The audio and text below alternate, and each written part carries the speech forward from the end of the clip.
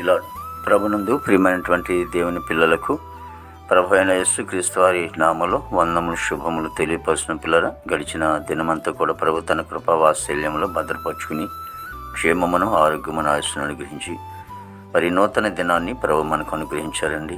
2025 సంవత్సరము 2వ నెల 24వ దినాన్ని ప్రభు మనకు అనుగ్రహించి మరి ఈరోజు దేవుని వాక్యము ఆశ్చర్యమైనటువంటి ఆలోచన శక్తియు అధిక బుద్ధియు అనుగ్రహించేవాడు ఆయన. యెషయా గ్రంథము 28వ అధ్యాయము 29వ వచనమండి. వాక్యము నమ్మదగినది, పూర్ణాంగీకరణకు యోగ్యమైనది.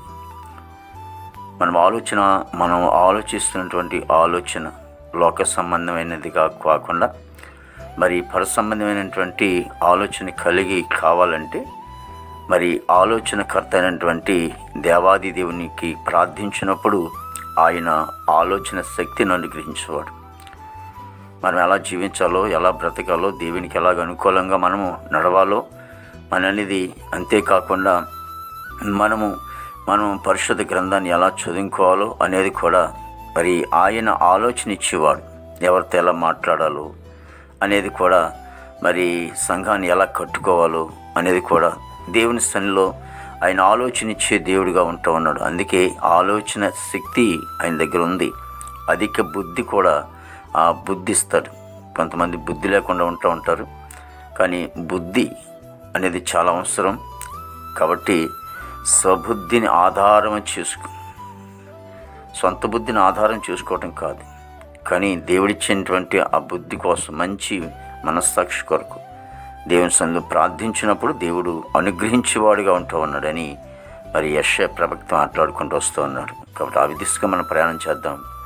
మహాపరిశుద్ధుడ, ప్రేమగల తండ్రి, కృపయేసునికి స్తుతులు చెల్లిస్తున్నాం ప్రభు. ప్రతి కుటుంబం కూడా దీవించండి, ఆశీర్వదించండి ప్రభు.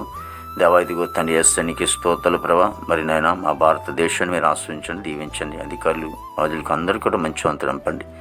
యవన బిడ్డలను బట్టి ప్రార్థిస్తాం తండ్రి. ఎంతోమంది యవన బిడ్డలు చెడిపోతున్నారు. ప్రేమను ముసుగులో పడి త్రాగుడు, గంజే, పానపర, గుటక, డ్రగ్స్, వీటన్నింటి వాళ్ళు ఎంతోమంది చెడిపోతున్నారు. తండ్రి ప్రభా ఇదిగో తండ్రి, వాళ్ళందరినీ కూడా రక్షించుకోండి. మానభంగాలు, మర్డర్లు, తండ్రి ప్రభా వీళ్ళందరూ మనోనేతలు వెలిగించినైనా దేవా తండ్రి, ప్రతి కుటుంబంలో కూడా నెమ్మది సమాధానం మీరు అనుగ్రహిస్తున్నందుకు స్తోత్రాలు దేవా. యేసు నీకు వందనాలు తండ్రి ప్రభా. మరి నైనా ఉద్యోగస్తులందరూ కూడా మంచి వంతు నింపండి. విదేశంలోని బిడ్డలందరూ కూడా మంచి ఆరోగ్యం నింపండి. చదువుకునే బిడ్డలకి మీ జ్ఞానించండి, పెంచండి ప్రభా. ఇదిగో పనికి వెళ్ళే బిడ్డలకి మంచి ఆరోగ్యం దయచండి బాబు. నీకు స్తోత్రాలు. మా దేశ పాడి పంటనంతా మీరు ఆశ్రయించండి. హాస్పిటల్ రూమ్ స్వస్థపరచండి. జైలు ఉన్న బిడ్డలు విడుదల చేయండి. కోర్టు గొడవలు, కేసు గొడవలన్నీ కూడా కొట్టివేయండి. రక్షణ లేని వారు రక్షణ దయచేయండి ప్రభు. మరి వివాహం లేని బిడ్డలకి వివాహం దయచేయండి. గృహాలు లేని వారు గృహం దయచేయండి. గర్భఫలం లేని వారు గర్భం దయచేయండి. గర్భిణీ సుఖం డెలివరీ దయచేయండి. తండ్రి నేను మీ సేవకులను వారి బిడ్డలను, కుటుంబాన్ని, సంఘాలను మీరు దీవించి ఆశ్రయించి ఈ దినమంతా నీ విశేషమైన కృపతో నింపి నామకు మొత్తం మహిమ తెచ్చుకొని యేసుక్రీస్తు వారి నామములో అడిగినాము తండ్రి. ఆమేన్, ఆమేన్.